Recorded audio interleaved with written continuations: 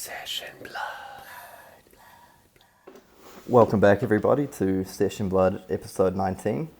And, always exciting developments in the Fab world. I saw we got a blitz calling announced for Auckland in January next year. I saw Malaysian Nationals was back on for January next year. So, fun times. Oh, yeah. So, in today's show, we're going to start, as we always do, with a few shout-outs. Did you have any you want to start off with, Carol, or should I kick things off? I just want to start with a pretty playful one for my man Kishan Rao, who's been posting some great, retakes on the classic Blitz heroes. And it's great to see some memes from this guy. Keep doing what you're doing. Yeah, I want to give a few shout-outs. My first one is to Callum Giddens, a new Flesh and Blood player who's a bit of a Magic, I think one of the top Magic players in New Zealand back in the day, on the scene. So shout-out to you. And a few international players who I've just seen popping up on the Facebook page, supporting their local scenes. Taylor Morrow, who is, I think, linked to the Attack Action podcast. Shout-out to you. And, sorry if I get your name wrong, Don Ashbacher at Critical Games from Ohio, who had a huge sort of launch weekend for Unlimited. So keep it up, everyone. It's awesome to see sort of more and more local scenes developing around the world. Yeah, and shout out to all kind of, the store owners and people who are heavily into creating competitions, little mini tournaments, little gatherings, whether it's online even or in person during the COVID times. Absolutely, and the final one, I want to give a big special shout out to one of the Runeblade masters, Hayden Dale, who's actually joining us on the podcast today. Whoa! Whoop whoop. Hey guys, how are we? Glad to be on the pod. Yeah, thank you for joining us. And so, for those who might not know, Hayden is a former calling champion from Sydney. He's also one of the featured writers on ChannelFireball and a very keen Runeblade player. So we're pretty keen to sort of pick your brain on Runeblade today. Yeah, definitely. Yeah, excited to talk about Runeblade and all things Flesh and Blood. Yeah, awesome. So just before we kick into that, do you want to just give us a little bit of information about yourself, like your TCG history, how you got into Flesh and Blood, that kind of thing? Yeah, of course. Yeah, so as Karen said, my name's Hayden. I've previously a Magic the Gathering player, as I feel like half of the Flesh and Blood community is. Yeah, we now say referred to as, I think, ex-Magic players, right? That's, or MTG refugees, I've seen a few times. So my background in TCGs, as I say, predominantly Magic. For about 15 years I played the game, sort of on and off, a bit of a, competitive, bit of a spike from time to time. Over the last sort of 3 years, definitely moved away from the game with sort of my career, and I actually relocated from New Zealand to Sydney, Australia, where I live now, and sort of lost touch with TCGs or time for gaming as much as I used to, until Flesh and Blood came around. So, I played the Ira demo decks at a local store here in Sydney. Immediately, I think after the second game, I was like, wow, this is awesome. I'm definitely going to pick this up when it comes out. Sort of, got closer to the date, and then they revealed Cycles, and my mind just went, Yeah. And bought a couple of boxes when it came out, played some sealed, went on to the calling, and haven't looked back since. So that's where I am.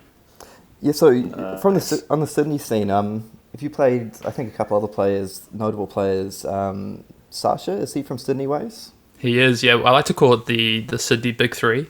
Yep. Which I'm a bit biased, but you've got Nick Butcher and Sasha, and I'm just trying to weasel my way into that. I think it's the big two, but I'm going to call it the big three. I'm going to try and get in there. I mean, there's only 2 calling champions in that list, so I think you're doing all right. Good stuff. I was going to ask you a general question, because I know it's different in different parts of Australia, and some have been on stricter lockdown than others. But I know in New Zealand, there was earlier on in the year when we had sort of quite a long COVID lockdown, and we were trying to keep up with the game, playing on TTS, that sort of thing. What was your experience like trying to just sort of keep up with the scene during lockdown, and just with the fact that I know a few of the Australian Road to Nationals tournaments have been pushed back a little bit because of COVID? was it like hard to stay motivated, or did you like find people in the community to keep playing with and talking about Fab? Yeah, I mean, I think we went into lockdown basically the same weekend as yourselves. So the Arcane Rising pre-release weekend was the weekend we went to lockdown. Sort of, we actually got our pre-release, so we're pretty lucky.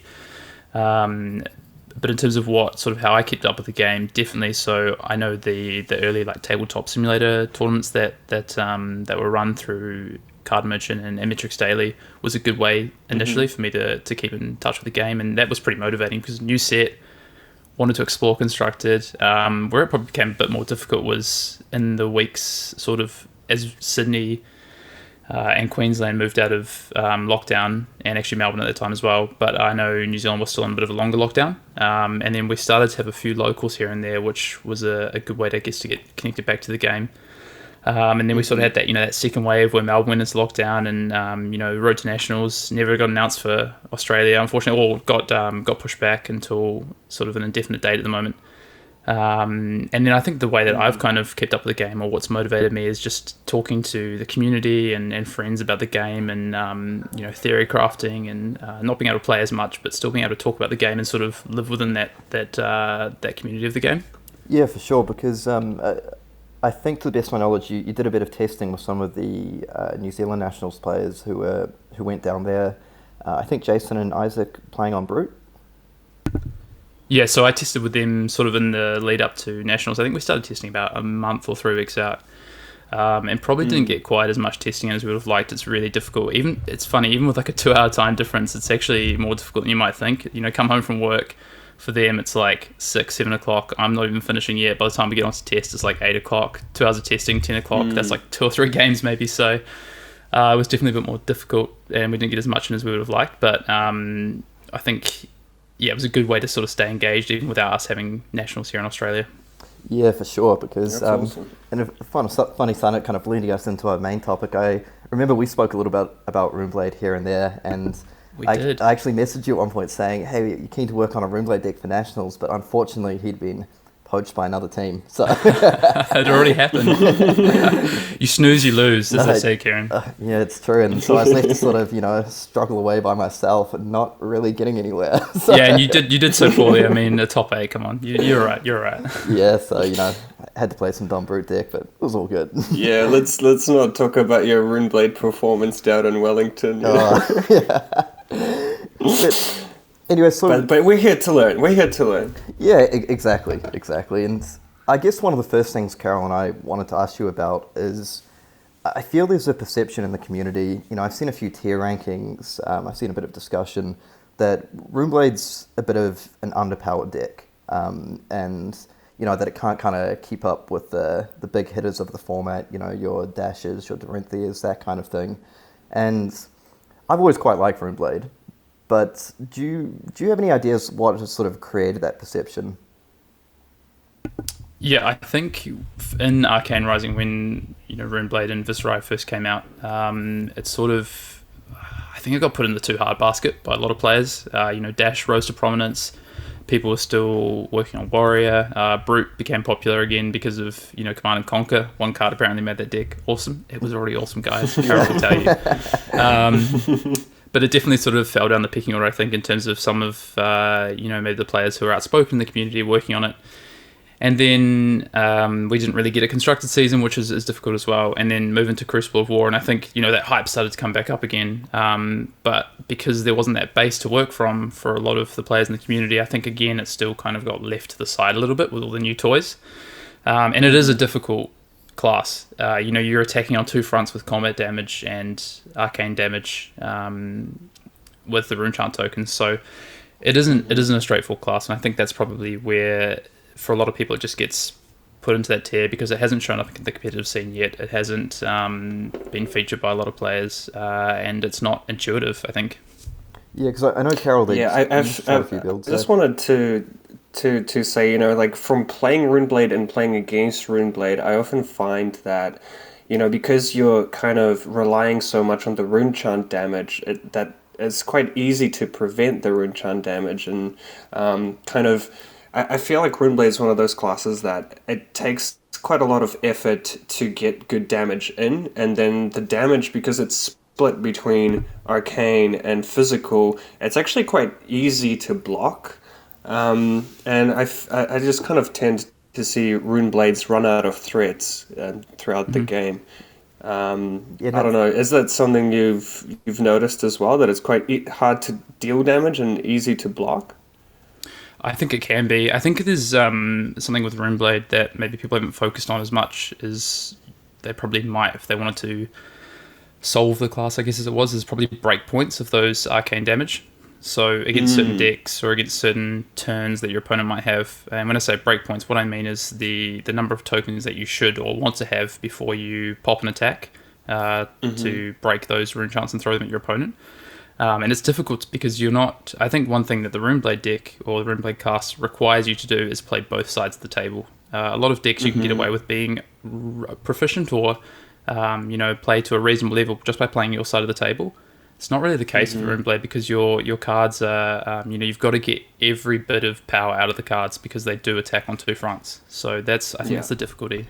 Yeah, I think that's a really good point because, like Carol sort of alluded to earlier, I gave it a shot at Arcane Rising in a couple of, like a back-to-back road to Nationals down in Wellington, and I really enjoyed the deck. I thought it was quite cool, but it did seem quite difficult that, it felt you spent sort of 2 or 3 turns trying to set up to like get damage through. When you're playing against decks like, dash mid-range or dash control, it just feels like it's, every single step, every little point of damage is so difficult to get through. You make one small mistake and the game's kind of over. And I think that thing about breakpoints is something I'd like to get into a little bit further. So, because I think often one issue we've spoken about before with Runeblade is that, if you're doing the thing of building up, say, 3 rune chants, 2 or 3 rune chants every turn and then throwing out an attack, sometimes it just doesn't feel efficient. They pitch one blue card, block all the damage, and then just block out your attack, and it feels like you've wasted a turn or two. Yeah, I kind of think that Roon Flash is a good example of that. Roon Flash costs 3 resources to play, but it costs 1 less per rune chant you have, and it's attack, and a red one attacks for 4 and has go again. But it's that classic Rune Flash thing where you get up to 3 rune chants, you feel great because your Rune Flash costs 0, you play it for free, pop 3 rune chants, you feel like you're doing so well, and then they pitch a blue, prevent the 3 rune chants, block for 3, take 1 with no on-hit effect, and you're like, maybe that wasn't as strong as I thought. Yeah, the on-hit effect piece, and I guess when we maybe in a few minutes' time get to Crucible, the on-hit effect when you in Arcane Rising wasn't there, which made it difficult to play the class probably in a way that you needed to or wanted to be able to force your opponents to actually have to respond to your attacks and your arcane damage. Yeah, because it felt like it was quite heavily tilted towards something like, the Arknight Ascendancy. You get the dream of you build up your 8 rune chants and throw down, Arknight Ascendancy, 5 cost 6, and for each, it has Dominate, deals 5 damage. For each damage it deals, you get to create a rune chant. So you want the dream of throwing down that Ascendancy for free, dropping something like a pummel on it, and just, creating 9 rune chants, getting a ton of damage through. But so often it was just too difficult to build that game plan up. Or if you got there, you just get blown out by an immovable. Yeah, what the Runeblade deck, because not your cards do exactly what you need them to. You've got a combination of non-attacks and attack action cards, and you need to see that combination on certain turns. So the deck really wants to block as well, and if your opponent isn't letting you block, you start to waste hands, which is really tough. And you made a great point before, I think, Kieran, about, sometimes you stack up these tokens in your attack, and then there's, it feels like you've wasted it all. And it's weird, with a lot of decks, if you have a bad turn, or you maybe misplay or misstep a turn, you lose a turn. You lose a turn cycle, sorry. If you do it with Runeblade, often you're losing like 3 turns. Yeah. That you've set up. You've done these 3-turn setup, and then it ends up being like, oh yeah, I guess I got like 4 damage from my like 3 turns, and I took 6 or 7 damage. Or I took maybe 2 damage as well, but I lost like 5 of my best cards. Yeah, it's pretty draining. You're on the back foot for 3 or 4 turns. You're building up these rune chants, and then you're like, I'm finally there, and you get like 2 damage, and you're like, back to the grind. Huge success. So I guess you mentioned Crucible of War and how, Runeblade might have gotten some tools to get around some of those issues we've spoken about. In particular, you mentioned on-hit effects. Do you think the the on-hit effect, some of those cards in Crucible has really made Runeblade like a lot more viable in the current environment. Yeah, I mean, at the same time, every class got tools from Crucible, so it is difficult. But I think, like you say, what Runeblade did get is those on-hit effects, which now make some of the strategies that people were talking about before a lot more viable. So whether that's more aggressive strategies or that's more mid-range strategies, I think for the control strategy, what Crucible really gave was Reaping Blade, which is the new weapon, which is 1 cost for 3 attack and prevents your opponent from being able to gain, or any player from gaining life if they're higher on life total. But I guess the key call-outs from Crucible in terms of those cards that have on-hit effects is, I think probably the number one is Meet and Greet. Yeah, I love that which card. is the 1 cost attack action, reds for 4 attack, and has go again if you've already dealt arcane damage, and then if it hits, creates a token. So not only does it let you go wide, but it also has an on-hit effect. So it's really relevant for putting pressure on your opponent through those sort of key turns of the game. Yeah, do you think cards like that sort of open up more of a go wide strategy that you can play for Runeblade? Because one thing when I was trying to work around constructing the deck was, setting up those turns where you might just have 1 rune chant out, and then opening with something like a Scar for a Scar, so 4 damage, 0 cost, go again if you're on lower life, or something like an Enlightened Strike. So a decent attack that you open up with where they're thinking it's just 1 damage, I'm not going to block it, and then you kind of force a later block with those arcane damage hits. Yeah, definitely. I think so, and that goes back to that breakpoint thing, right? So with 1, what incentive does your opponent have to block that 1 arcane damage versus if it's 3, say, and they can pitch a blue and prevent all that? That's 1 card for 3 damage, as opposed to 1 card for 1 damage.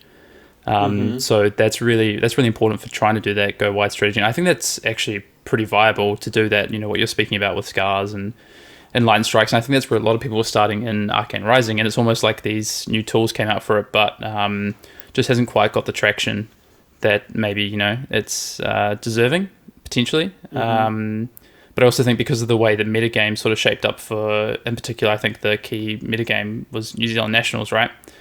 People were really focused on, the boogeymen of the format, Dash and Brute and Warrior, so they were really trying to find a version, I guess, if they were looking at Runeblade that could match up well against all 3 of those. And I don't think currently, even with Crucible, you can have a version that matches well against all 3 of those. Yeah. Talking about those decks, I'm really keen to hear your thoughts on the matchups for Runeblade as a class in general. I mean, obviously there's a lot of archetypes within the class, but what do you think are some of the good and the bad matchups for Runeblade? I think it does depend on those archetypes. So I don't know if you guys want to touch them. Maybe we could rewind a little bit and talk about the archetypes, and then that might awesome. be, just for context, I guess, in terms of, I think, we spoke on that go wide strategy, which is probably, more of a traditional aggressive deck, which is definitely viable, and that's really revolves around those cards, as you say, like Meet and Greet. Even from the previous format, maybe Roon Flash, as you said, the one that gives go again and cost reduction, or Arc Knight Ascendancy. Do you like cards like Consuming Volition in that build? So that's the one if you've dealt arcane damage, and if it deals damage, you force them to discard a card. Yeah, I do. Yeah, I think it makes sense in those builds. The one difficulty with that card is that unless you have Moverin Skies, you're not going to get go again. Yeah. And then if you play Moverin Skies, so Moverin Skies is the card that gives go again, and if you hit, creates Rune Chant tokens, so 3 for red, 2 for yellow, etc.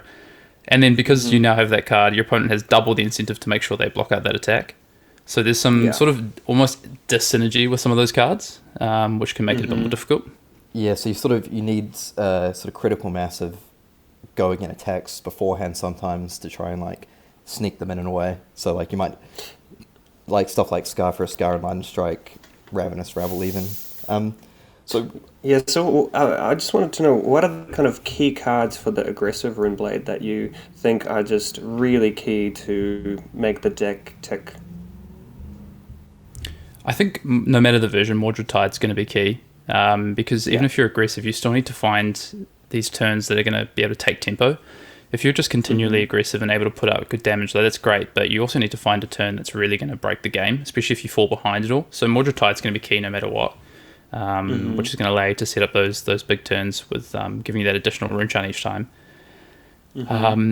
Meet and Greet is definitely super key, and that's probably the number one card. I think, as I've said a couple of times, it's going to really help that aggressive version. And then I do think that Mover and Skies is still important because it's going to let you fix hands that maybe don't have Go Again, for instance, and then also threaten an on-hit trigger. So, your opponent can't just let those hands go by. That's 3 damage and Go Again on a card. As far as Mover and Skies go, because when I was making sort of more aggressive builds, I tended to just include the blues. So I had it as a resource card because all 3 copies give Go Again. It's just how many rune chants you get on hit. Does that sort of tie in with how you would approach it, or do you prefer a more aggressive version with like the yellow and reds even? I think it depends because the Runeblade deck can be quite resource hungry, so you can't actually go too light on the blues. You have cards that can cost quite a lot, or you need to, start with a tome or a Cyclist research notes, the one that reveals cards from the top to create rune chants. So. I've in the past I've flipped. I've gone yellow and blue, blue and red, yellow and red. I think 6 copies in some combination feels correct.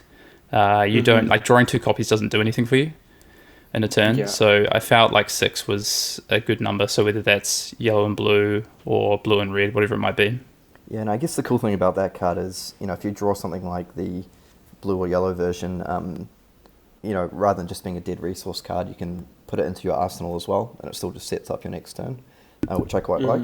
Yeah, or you can pitch it. Like, that's a card that, if you pitch that sort of thing early, you're going to have it late game to ensure that you can continue to go wide and you're not going to stall late game if you're going to potentially run out of,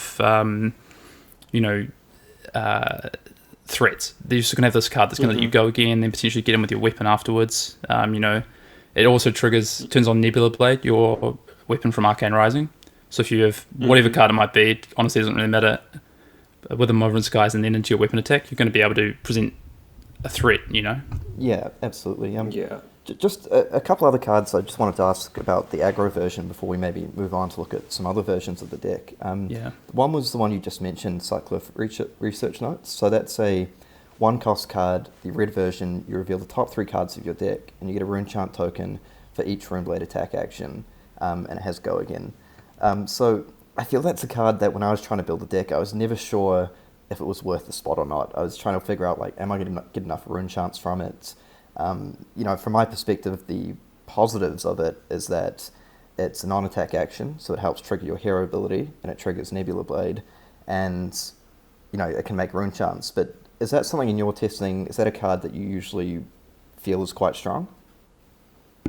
It definitely, and particularly in the aggressive version, went up in my sort of estimations the more and more I played it.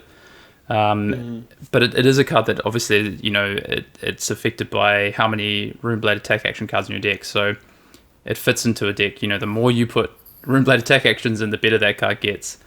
So I was playing red and yellow for a while. I cut back to just red. And that just depended on how many Runeblade attack actions I was playing, basically. So it can be a bit tricky. A lot of the cards in Runeblade, whether it doesn't, to be honest, doesn't matter the version, are gonna rely on the other cards in your deck. So you change one card, you could be effectively changing, the power level of 5 or 6 cards in your deck. Yeah, they're all kind of so reliant on each other that I think that's what really makes the deck tricky to build. I've definitely had that when I was just thinking of any cards that are not, your non-attack actions or your attack actions, and, any kind of defense reaction automatically weakens, the nodes, it weakens the tome of Arknight, is it? Yep. All those kinds of interactions, and it's just really delicate class to build, I found. Yeah, because that's the thing. I mean, I was talking about Scar for a Scar and Lightning Strike, that sort of thing, but when you're running Cyclist Research Notes, those cards become inherently a bit weaker because they don't interact. And I guess the final card before we move on is Plunder Run. Is that something that you kind of like or dislike? Because I've gone all over the place. I've gone 3 Plunder Runs, I've tried 1, I've just cut it absolutely. I can never quite settle on if it's good or not in Runeblade. Yeah, I mean, I personally like it a lot. I'm a huge fan of Plunder Run, though. I've made the joke multiple times that we should name a new card called Runderplund, which is just the same thing, so we can have 6 red copies in our decks, ideally. I gave that note to Sasha on the weekend as well. I said, hey, Sasha, I got a new card design for you. I love it. But I like it, but at the same time, as you say, you've called it out exactly. You only have so many non-Runeblade or non-key slots that you can put into your deck. So every single card slot in Runeblade is precious. So, it could be that. It could be something else that you're trying to put in, like an Enlightened Strike, or it could be extra Scar for Scars, or whatever it might be. You've only got so many slots before you start changing the way that deck operates. But yeah, personally, I like the card, and I think it's pretty important to some of those big turns that could put your opponent on the back foot. Yeah, absolutely. Starting off with like a Plunder Run Roon Flash, you're living the dream. I love it. 100%. Yeah, my question was, we started talking about plunder runs and, the need to kind of have those Runeblade actions or, attack actions to trigger your hero ability. What are the kind of other generics that you rate very highly in that build? That's a great question. I'm trying to think off the top of my head what I've played in the past in there. It's primarily, I think, now with Crucible. Sorry, you go. Yeah, sorry, go. You go. I was just going to say, I think with Crucible now, it is, you've got these extra options to put in. I mean, the main, I guess, ones you got from the previous sets was the Arknight, become the Arknight, as in terms of from a class perspective. But from a generic perspective in the aggressive decks, I don't think there's too many, because some of the cards that maybe the control decks might want to play, like Enchanting Melody, which is the item, the item that prevents damage. They don't work in the aggressive decks. They're not going to help you get on the front foot. So there's not too many, I think, from a generic perspective that unfortunately fit into that sort of. I mean, come to Fight's one, I think. Sorry to cut, but I think Come to Fight's one that I've played in the past, because it does also block 3, and your deck doesn't have a lot of block 3s with those class specific non-attack actions.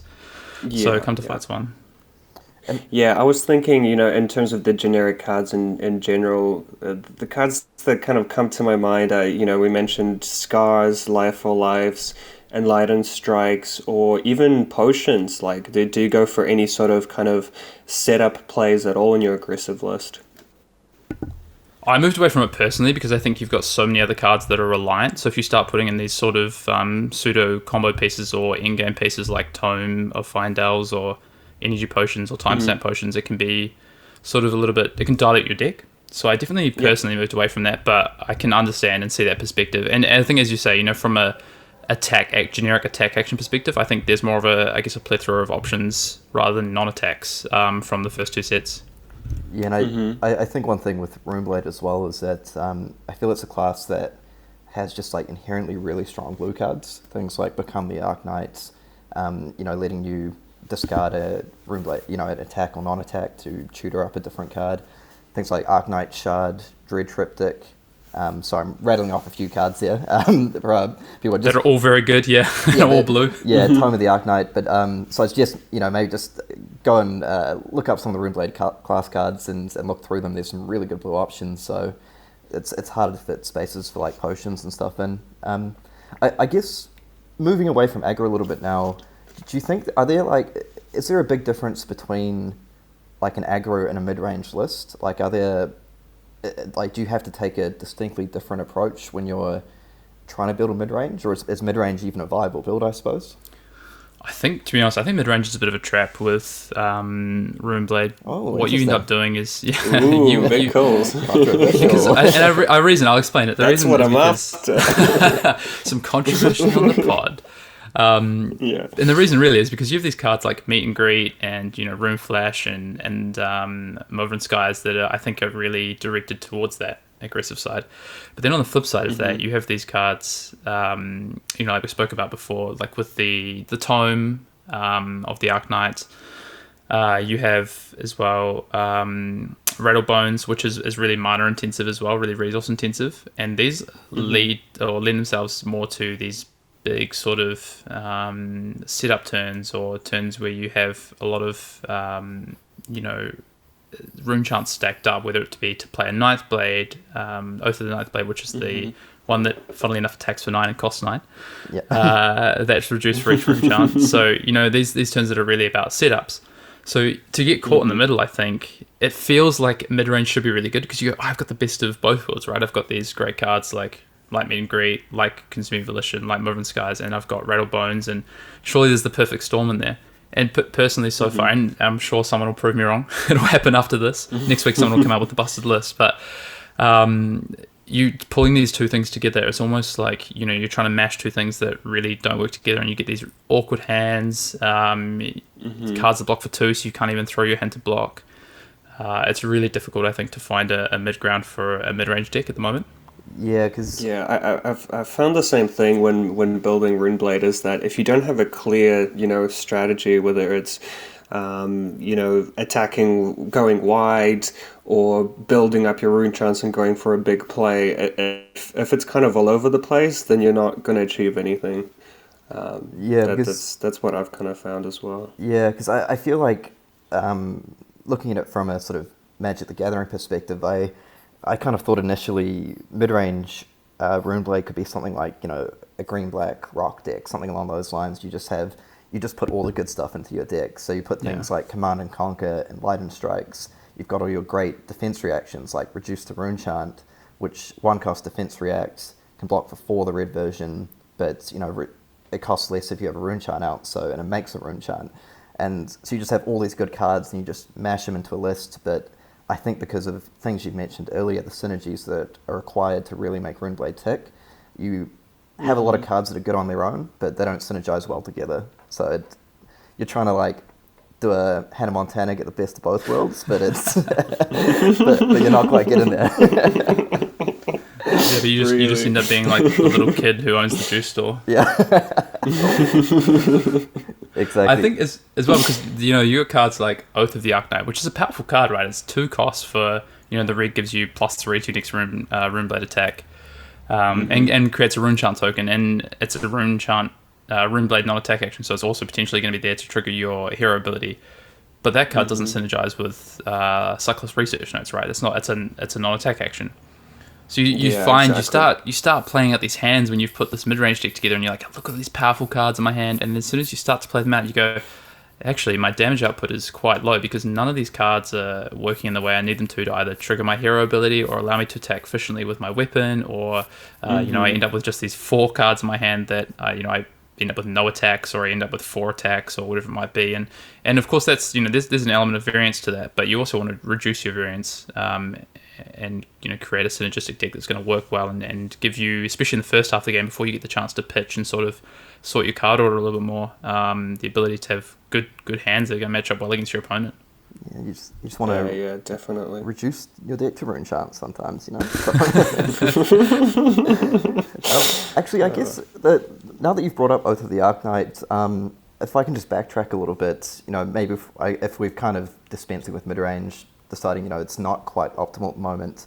Just looking back at aggro for a second, one thing I wanted to ask you about was equipment, and in particular the chess piece, because in Crucible of War, we got Bloodsheath Skeletor, which seems like I saw that card and that made me, want to play Runeblade again. You were converted. I was immediately. So Bloodsheath Skeletor, it's an equipment, it blocks for 2, and it's got temper.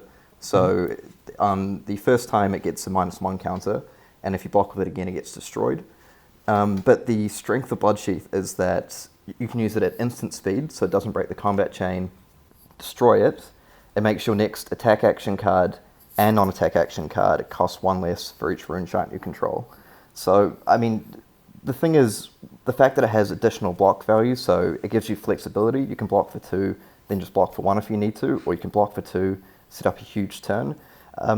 Is that something that you rate quite highly in like an aggro build, or do you prefer the sort of flexibility of having the consistent resources from Findale Spring Tunic? I think it's actually really close. I've played both in the aggressive decks that I've sort of tested and tried out. And the reason for that is, as you say, that extra resource off Tunic every 3 turns can be really important because your deck is actually a lot more resource hungry than it can look at times, especially if you're trying to incorporate weapon attacks into those turns.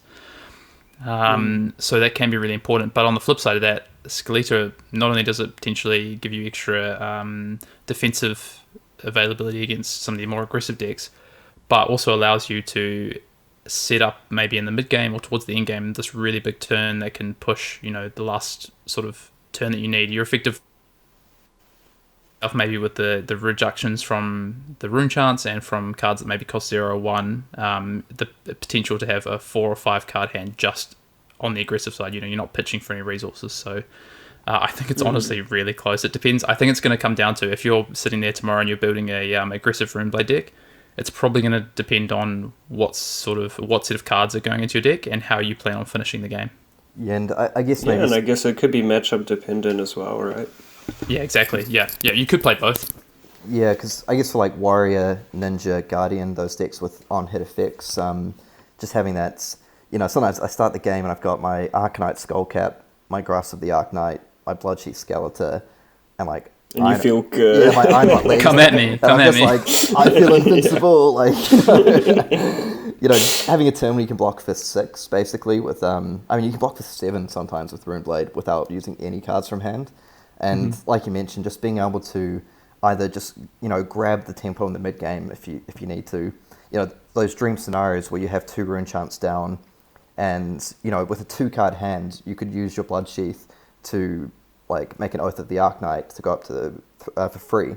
Then you go up to 3 rune chants, and then you play an Arknight Ascendancy for it still costs 3. No, that works. That works. It's double reduction. You get the double reduction. So thank you. That's the perfect example of the reason why you would play Skeletor in the aggressive decks, is the fact that you can just swing these turns. Imagine if before that, and you had a 5-card hand, you got to play an attack action with Go Again, plus you got to then pop 1 or 2 tokens in there, and then go into that, maybe off of Moverin Skies or whatever it might be. Like, you can just have these crazy turns off Skeletor.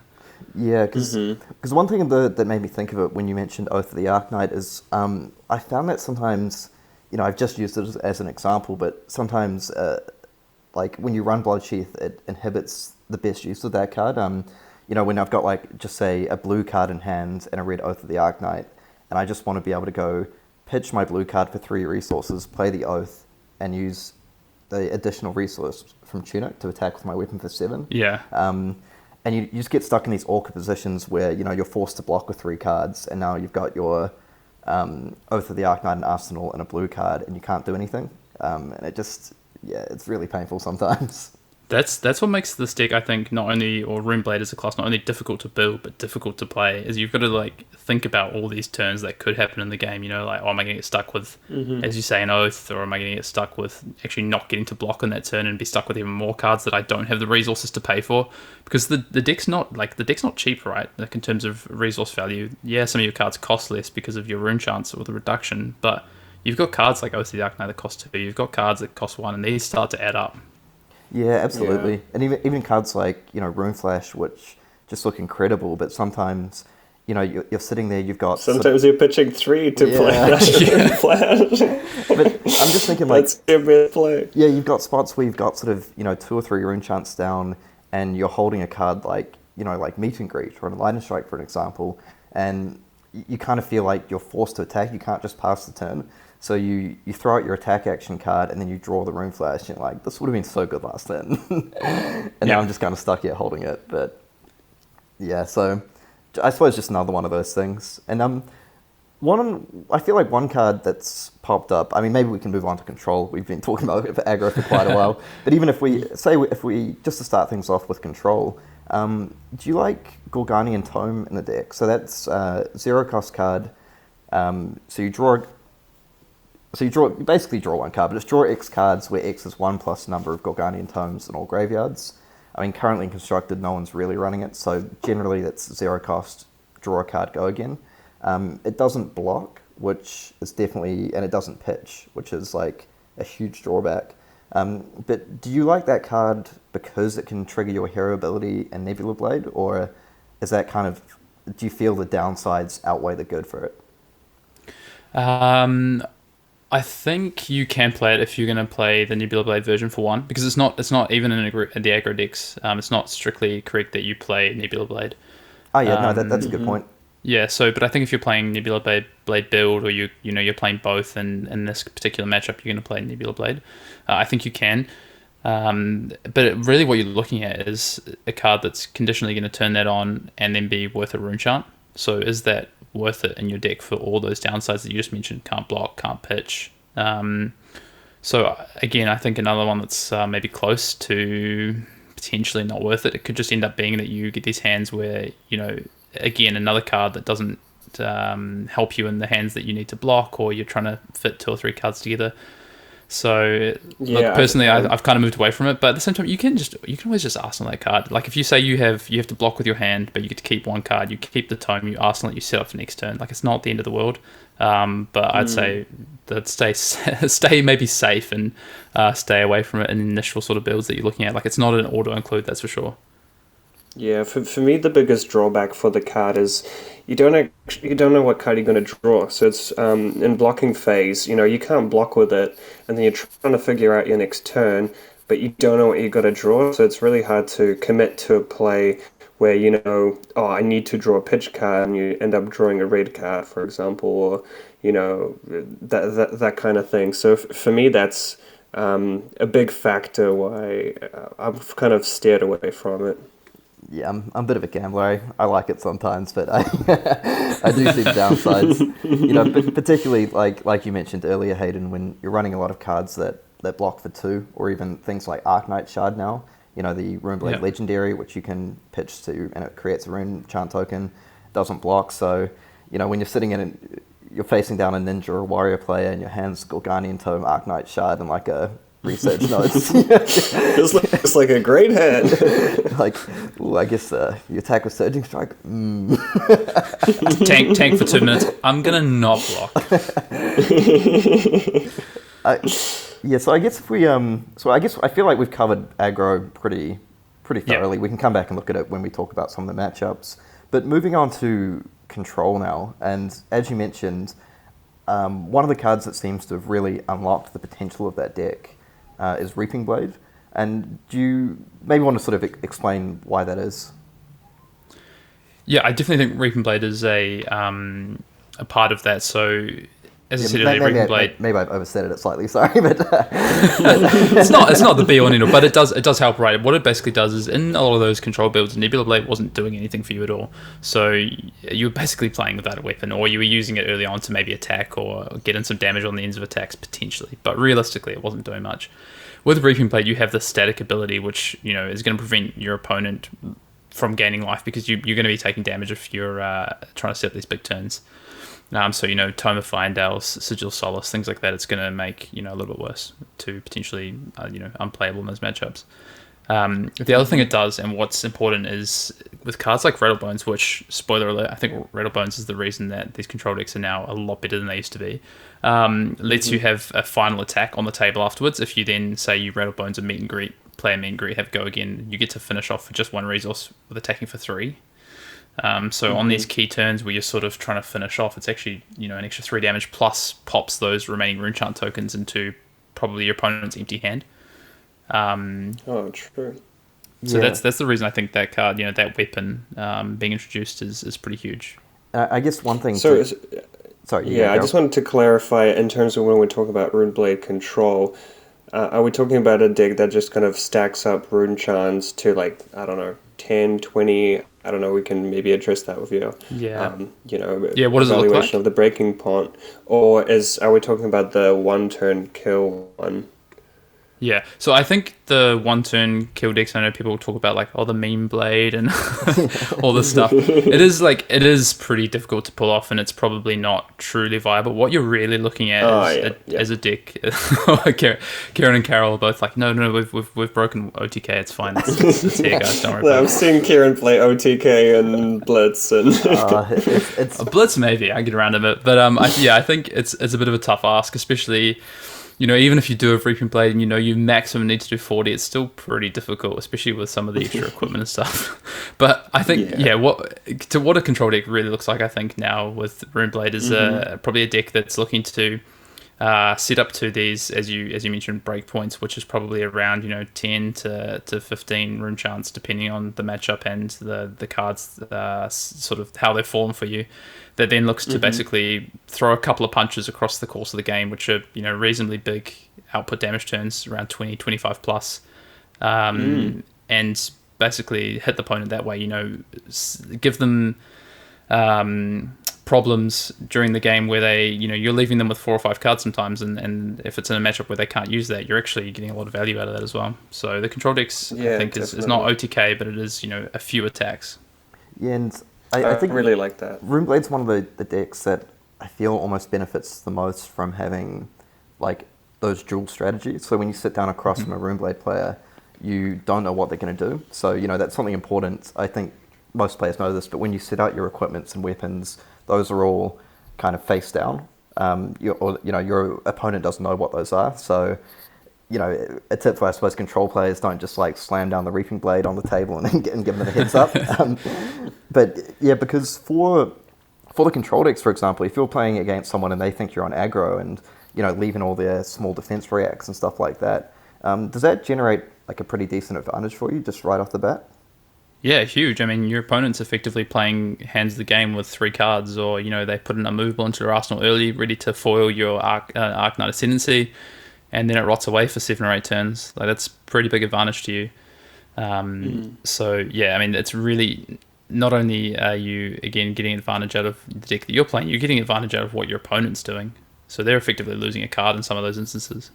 Yeah, do you want to maybe walk us through some of the key cards in like a modern Runeblade control deck? Because like Carol mentioned, you know, I was a bit of a fan of the old OTK, even when it didn't work. It's been sort of 35 turns grinding away, get the opponent down to like 7 life, then lose the game. So and I love those turns, like they just do like a massive 4-card, 5-card turn. You try and block a bunch, like take a bunch of damage, then you're just like, I'll make a rune chant, go hit me with another 4-card. Yeah, so what does it kind of look like today? What are some of the like important cards you're basing it around? Because you mentioned Rattlebones for one, which I'm like really interested to hear about. But there's other ones like Roomba Barrier, for example, ones that people might not have quite figured out and that I haven't figured out. So I just want to hear your thoughts on that. Yeah, so I guess just briefly in terms of what you're trying to do across the game plan, and my perspective from what I found through testing and what we probably found testing for Nationals as well, was it is, as I say, you know, 2, 3, 4 maybe big attacks where you're trying to push through damage is what the deck tends to look like. In terms of what those key cards are within that, so you are playing defense reactions. You know, you are trying to defend or block out a lot of turns, especially against your key matchups like Warrior. And at the same time, what you're doing with the other cards in your hand is creating rune chant tokens. So whether that's cards like I've forgotten the card. Read the Runes. Sorry, thank you. Read the Runes, which costs 0, creates 3 rune chants for red, 2 for yellow, 1 for blue. So primarily, I think you'd definitely be playing red and yellow, possibly not blue. But if you're able to set up a 2-card hand where you're able to maybe say another card that you might be wanting to play is Enchanting Melody, which is the generic from Arcane Rising that stays in play. Yeah, and so can prevent up to 4 damage that be dealt from a single source. You play that into a Read the Runes, you're getting 4 off red, whatever it might be. The other 2 cards, from your hand, or 1 card would be used to defend in that turn, for instance. So that's what you're trying to do across the game. In terms of other cards that are important, I guess. So there's those as Read the Runes. So Rattlebones is really important for those turns where you are actually looking to output damage. And so so Rattlebones is a 2-cost non-attack action. And actually, do you have the actual wording there, Kieran? I feel like you're the... Yeah, no problem. So Rattlebones, it's a, like you mentioned, a 2-cost red card Runeblade action. So it allows you to banish target Runeblade attack action card from your graveyard, and you can play it this turn. Now, if you have dealt arcane damage to an opposing player this turn, you can play Rattlebones as though it was an instant, and it has go again, which I think is pretty crucial. Yeah. So you're always looking to use Rattlebones with having dealt arcane damage. So that's why it's so important that you have these breakpoints, as we talked about. You mass some amount of tokens that you feel, comfortably confident that you're going to deal some arcane damage to your opponent. So you have an attack, say a key one in the control decks is definitely Ninth Blade, because that outputs a lot of damage and is almost always going to be free for you. So you might lead with that. Say you have 10 tokens plus the 9 That's already, that 19 damage. But then you're heading into, I guess, a second wave or a second attack, which is paying 2, playing the Rattlebones, which effectively says to your Ninth Blade, get go again, because you're getting a card back to then attack with. And if, say that's, a red meet and greet, for instance, which is a card we talked about earlier, because you've already dealt arcane damage, that card's going to come in for 4, get go again. You can then attack with your weapon or whatever it might be. So you're looking at these turns that Rattlebones is enabling you to basically add an extra 10 or so damage to your outputs. Yeah, that's insane, and you're getting so much value from those. Reducing the cost on your Ninth Blade. You're dealing arcane damage, your rune chant damage. So that meet and greet is already triggered. So I see how that it's a really kind of effective play. Yeah, and just to walk through our listeners, if you didn't quite catch that, the reason that works is because Rattlebones has go again. If you played at instant speed, it doesn't cost an action point. So it's basically granting you an additional action point, allowing you to follow up with your meet and greets and your other attacks. And I think that's a key part of the card that I was missing in trying to play it in like aggressive or even mid-range builds, just using it without getting that extra action just to get cards back from the graveyard. And it just felt really clunky there. So it's good to hear, using it effectively in a control list to really punch through damage. Yeah, without that instant speed, without being able to play at instant speed, effectively what you're doing is playing a card that costs 2 to trigger your hero ability, so worth 1 rune chant token, and then you still need to pay for an attack. So it's pretty, I guess, anti-value or bad value in those situations. Okay, I get it. I was bad running it. not bad, just didn't set it up OTK right. Runeblade. Like, why isn't this card very good? Now, I guess some of the other key cards I was running out, things like Reduce to Rune Chant that we mentioned earlier, is that something that you would run sort of like red, yellow, and blue, or maybe just red and yellow, or so what kind of numbers do you think is correct for that card? I think 6 is definitely correct. Possibly more. Possibly you play the blue to make sure you can get to those counts. I mean, it's free basically in those decks. You always can have rune chants up. It just seems so good. Yeah, 100%. And I think the reason to not play the blue is you might not have enough cards to be able to, say, take defense reactions out against Wizard or whatever it might be to sort of change up your game plan. To be a little bit, slightly more aggressive in terms that you can maybe set up attacks every couple of turns. So that's probably the reason you wouldn't play blue. And also it does defend for 2, so that is something that's relevant. And things like Command and Conquer, I guess, as well, not wanting to have too many defense tracks. Can be a lot more punishing.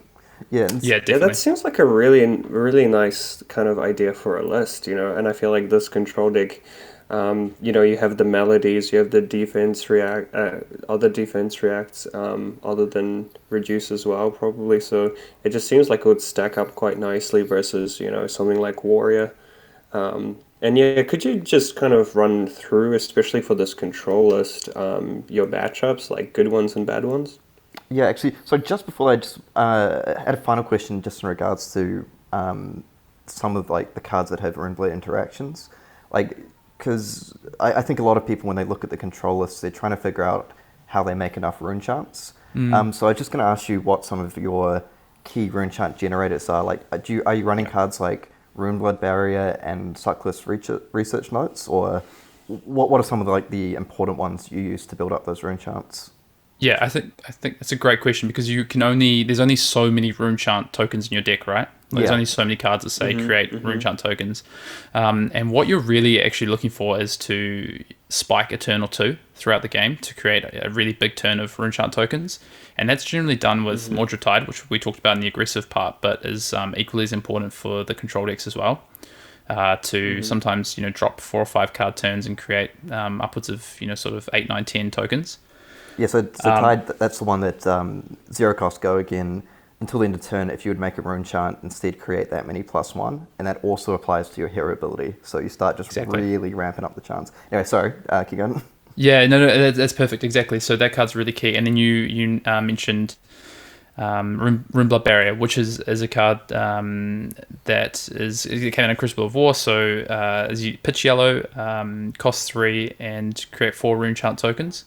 And then until end of turn, if you would the beginning of your next turn, if you would be dealt damage, instead prevent that damage and destroy that many rune chant tokens. So basically, what you're doing with that card is creating some rune chant tokens and then having this almost, as in the name, barrier to stop damage coming from your opponent's side.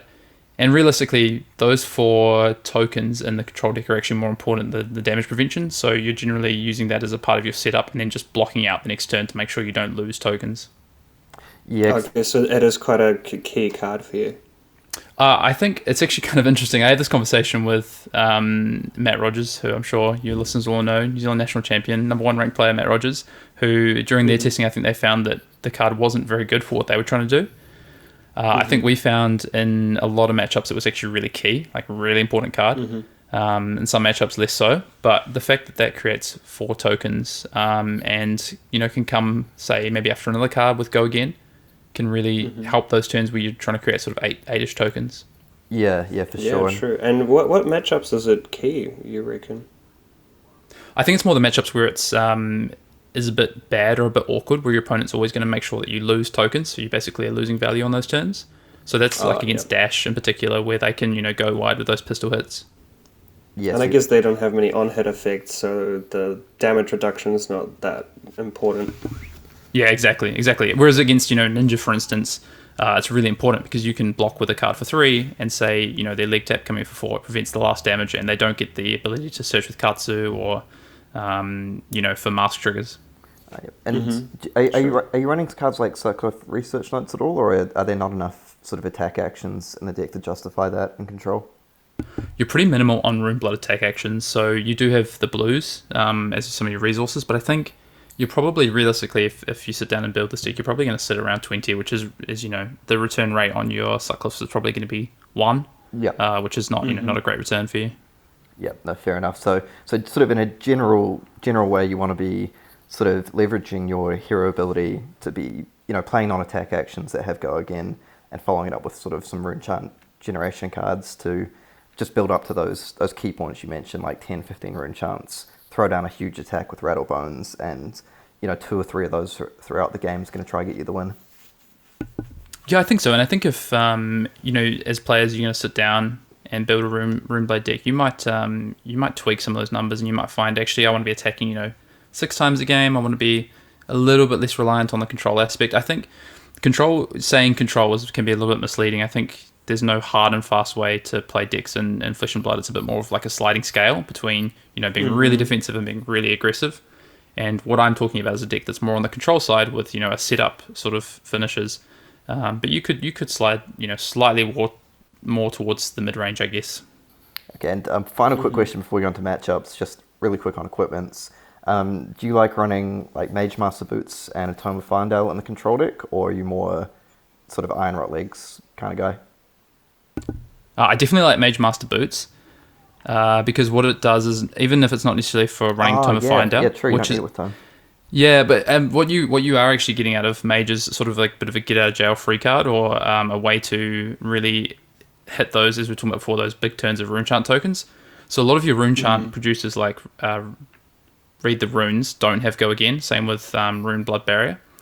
So what you can do is set up these turns where you actually get to play 2 of those cards, trigger your hero ability, maybe even have a Mordred Tide, and you're looking at sort of 12, 15 tokens. So that's where I think the boots come into play for you.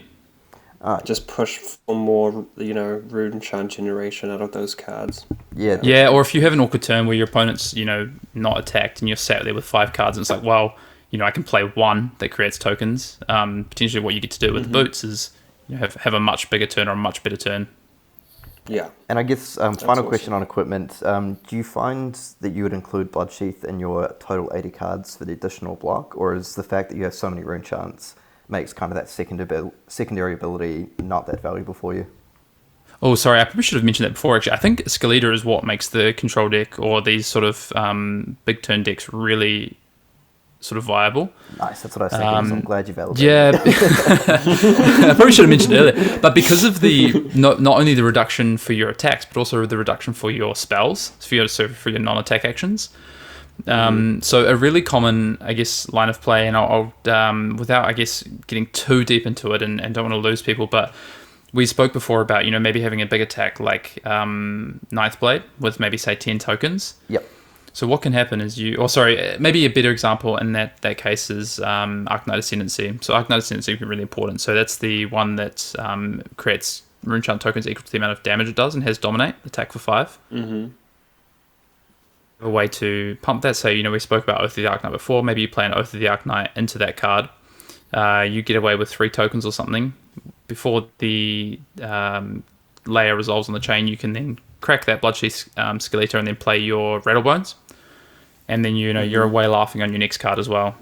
Yeah, because then you can follow up with like another Ascendancy kind of thing if you wanted to. Like if you've got 3 tokens left, that Ascendancy is now free. So, back-to-back Ascendancy turns are pretty massive, and then that's a lot of damage. Or it could even be, I know for us in the deck we were looking at for Nationals, we had sort of one Amplify the Arknight, which allowed us to, if we had 2 tokens afterwards, then still attack for 6 plus the 2 tokens or whatever it might be. That's awesome. Yeah, no, that's really cool. No, thanks for running us through that. I guess, sorry, we've gone a little bit longer than I thought, but if we could maybe just talk about some of the matchups. I know Carol was talking about that earlier. Did you want to start with Aggro Control, Carol, running through a couple of matchups quickly? Yeah, maybe just like your favorite and your worst matchups on aggro and then on control. Yeah. Yeah. So maybe start with control because we've still been talking about it. I think for the control matchup, Brute is and Carol's going to love this, is a nightmare. Yeah, I always found that too. Because basically that's kind of the way for Brute, right? Like Brute loves to prey on these decks that want to set up these turns or want to block, and you want to block. So Brute can be a bit of a nightmare. Warrior, I think, is probably one of your best matchups because you are really set up with not in these defense reactions, but ways to blank the turns with the Roomba Barrier, so to stop their on-hit effect from Dawnblade or whatever it might be. So those are probably there. Dash is an interesting one. I think the pure control decks, so what people were playing probably pre-Nationals, was a slightly favorable matchup. The mid-range versions that have the high octane package are really difficult because they have these explosive turns, which is really what you're trying to do, except they do it better, and they're able to present damage in between those turns. Yeah, and consistent damage as well. Yeah, 100%. Which you need some turns where you need to take some damage to then put out some rune chants. And if they're then set up with an unmovable on your key turn, it's pretty bad news bears for you. Yeah, it's pretty sad times. And what about Ninja on the control deck? Is that like similar to Warrior? It's quite a good one for you? It's not as good as Warrior, but I still think it's favoured.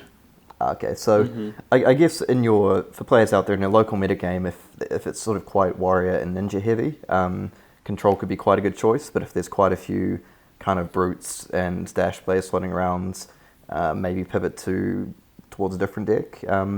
Maybe aggro? Yeah, maybe aggro, because that segues nicely into aggro. And nice little segue. And I guess, actually, sorry, finally Guardian, because that pops up a bit. Is that pretty good for control, because you can just blank the big attacks? I think you're favoured.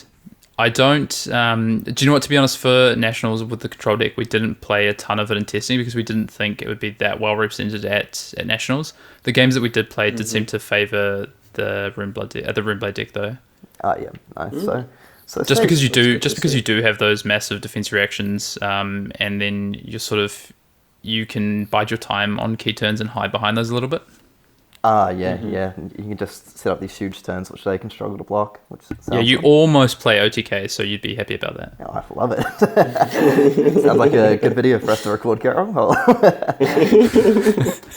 Okay. Now, say, I'm walking into my store and all I see is, people like Carol playing Brutes and Matt Rogers playing Dash, and I've got my aggro deck. Am I pretty happy with how I'm placed? Aggro maybe if it's not those two players. I don't know about that. But sort of Brute and Dash players in general. I'm having you on. I think I think those are two matchups where if I was expecting that meta, I would, if I was a dedicated Runeblade player, which I like to think that I am at times, that'd probably where I'd be looking to go, is to be more aggressive. Punish Dash for trying to set up their chambers and their purifiers and whatever else they've got going on, their Tickler cores, and as well Brute, make sure that you're taking out of the equation those turns where you might want to block. You're just in their face all game.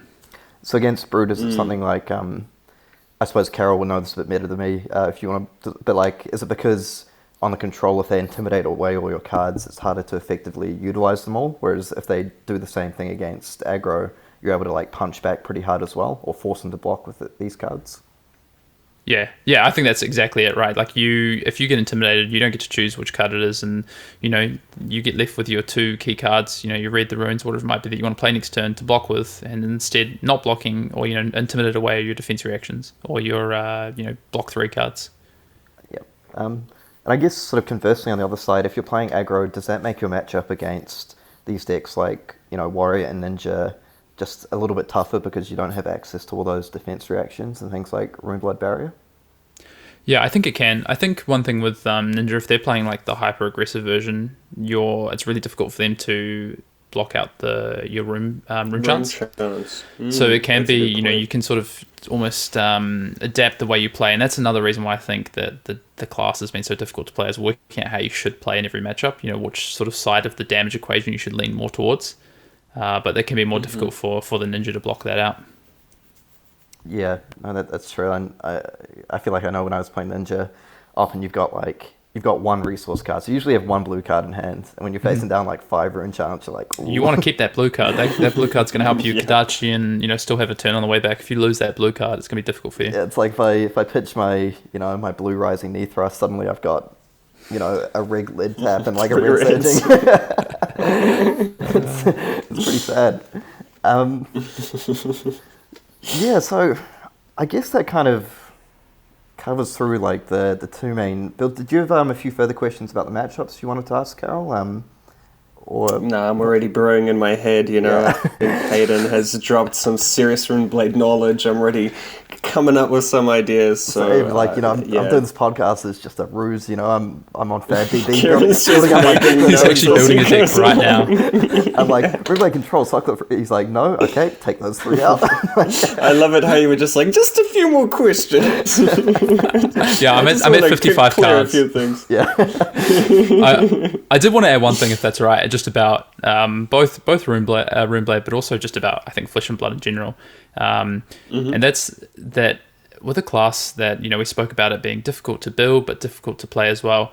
I think that shouldn't discourage people from trying to play it and working out, what works. There's no class, and in my firm belief, there's no class in this game that's just straight trash tier, as people say, that you shouldn't play.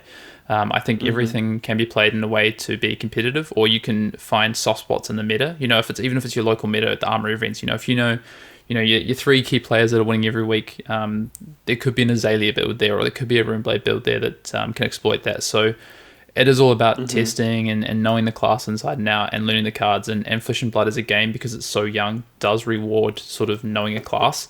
So if you identify with Big Viz or Runeblade, then don't throw it away. Yeah, absolutely. Yeah, I strongly encourage people to listen to that message as well, because I could not agree more. We were chatting just before we jumped on the podcast, saying that it feels sometimes that the meta game is defined by sort of too small a group of players, and that's no knock on the players themselves. It's just that, as Hayden mentioned, it's quite a young game, so there's a tendency to kind of move towards some of the better decks, and the best players are playing this, so I have to play something that beats it, kind of thing. But the thing is, some of the top players, they'll be working on builds. There's nothing worse that you think of a build for a certain class and you're like, oh, no one's playing that. And then 3 weeks later, a big name wins the tournament and you're like, I thought of that. Yeah. And that could very easily happen. I just want to share my little Runeblade victory. You're going to love this, Hayden. I've built this deck that it just centers around all my stuff costing, 2 or more resources. You have the Roon Flashes, the Arcanite. Yeah, Drawn to Dark Dimension. I run heaps of them. And this is for a Blitz deck. And I've just decided to build this deck with, Blue lead the Chargers, Merivian Skies, and Pummels. And it all focuses on those 2+ attack actions, and went 4-0 undefeated in the local armory. So awesome. It just took people by surprise that you can have these massive attacks and then nice little pummels just to strip them off. So yeah, I was pretty happy with that. Don't underestimate the element of surprise, right? And it's if people don't know what you're doing, you can definitely catch them off guard. Yeah, and as a little postscript to that, it was good because last week Carol came around and we recorded the podcast, and he's keen for a couple of games, but I was studying, and my girlfriend Ricky is a bit of an aspiring wizard player in Blitz, so I was like, oh, she'll give you a couple of games, and Carol proceeded to get crushed 2-0. So Wait, you can instant when I have pummel on stack? No. Yeah. No, but definitely, like Hayden said, and like I said before, all aspiring players out there, if you like the look of a deck, give it a try. And, you know, even if you lose at your first armory or second armory, and there doesn't seem to be many around on the scene, like, stick with it, because you could be, you know, you could just crack the format with a deck that other people haven't thought of. So exactly. So don't feel boxed in by, like, what their, you know, quote-unquote top players are doing, or, you know, this isn't in the meta, because I think in every game, like, you know, Magic the Gathering, Yu-Gi-Oh!, there's always those rogue decks that come out of nowhere, and people are like, why didn't I think of that? So... Yeah, and that's a game, you know, Magic's a game that's, you know, so prevalent. You know, it obviously has a storied history and is massive, but also has an online format that gets solved pretty quickly, or I guess a metagame that establishes really quickly. Whereas, you know, we have this awesome opportunity in a new game that's really building and growing and picking up speed for everyone to explore new heroes and explore new sort of archetypes and take it to their locals, or take it to road to nationals or nationals or whatever it might be, and be the, you know, the pioneers of those heroes. Yeah, absolutely. Yeah. And that's something that I think is a bit different in Flesh and Blood. I have noticed a lot of new players being like, oh, we'll just wait till, you know, the metagame develops and then we'll just copy all the good decks. And it's just like a rotating metagame, you know, it's constantly evolving, and there's constantly answers to what's becoming the norm. And that's what I love about the game, to be honest. Yeah, I might just add one last thing to that quickly, if that's all right, Carol, is that the big reason for that, I think, is that the game of Flesh and Blood is really about how people play the game out, because cards are so, you know, there's the flexibility and no game is the same. You need to know how you're going to, I guess, win games or play out games. So if you build your deck, you're going to have a really good idea of that. If you net deck or, you know, copy someone's deck, you might have a good idea because you've seen the deck play or whatever it might be. But that doesn't mean that you can't play something else. So I think it's, you know, it's the fundamentals of Flesh and Blood. It's quite a different game. Yeah, like I think that's a really good you're point. playing the deck rather than the deck playing itself out. Exactly. Yeah, because I think that's a really good point, because, you know, I remember a while ago when Carol was just sort of repeatedly crushing me when I was playing Ninja on Brute, and I thought, okay, I'm just going to... So I got Carol's exact list, and then I jumped on against one of our friends, Jordan, and proceeded to lose 3 games in a row on Brute vs. Ninja. I'm like, ah. And so... Obviously, I figured out I was just pretty unlucky, but you keep on rolling scab skins. All right, let's not get carried away. I guess that pretty much wraps it up. I just said, quick rapid fire: Art of War and Aggro Runeblade, yes or no? No. Pummel and Control Runeblade. Yes. Oh, no. Yes. Ooh, interesting. What? Do you and yellow or red? Do you reckon? Red. I think yellow is also viable. Look, to be honest, I hate Pummel. I'm one of the biggest So does Carol. outspoken people on Pummel as hating that card. But actually, I think in Control Runeblade, it has a place. Yeah, definitely. Interesting. Things like, you know, Arcanite Ascendancy, getting 4 extra rune chance and that, or just, random attacks, it seems pretty cool. Yeah, I played that as a meme, but it actually worked, and I was kind of like mixed feelings about it. Yeah, you know, from meme to dream, Carol.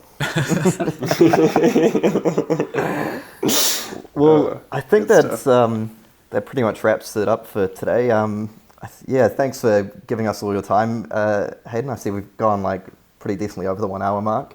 But yeah, I know one of our like top things that people have been asking us about is Runeblade. So yeah, just thank you so much for coming on and like sharing all your knowledge on, you know, aggro control, different builds, the way to play it. I know we really appreciate that, and I'm sure all our listeners do. And and I just wanted to say, you know, if you want to see more from Hayden's great mind on Flesh and Blood, do check out his articles on ChannelFireball. Yeah, definitely. He's got a few up there, and I've read them all, and if you want to get better, I recommend reading them too. Yeah, I'm like, how do I level up, Hayden? Well, thanks for having me, both of you. It's great to be on the pod, and yeah, I love talking about Flesh and Blood and Runeblade in particular. So thank you. No worries. Well, No worries. Sweet as. Well, thanks for tuning in, everyone, and we'll catch you again next week. See ya.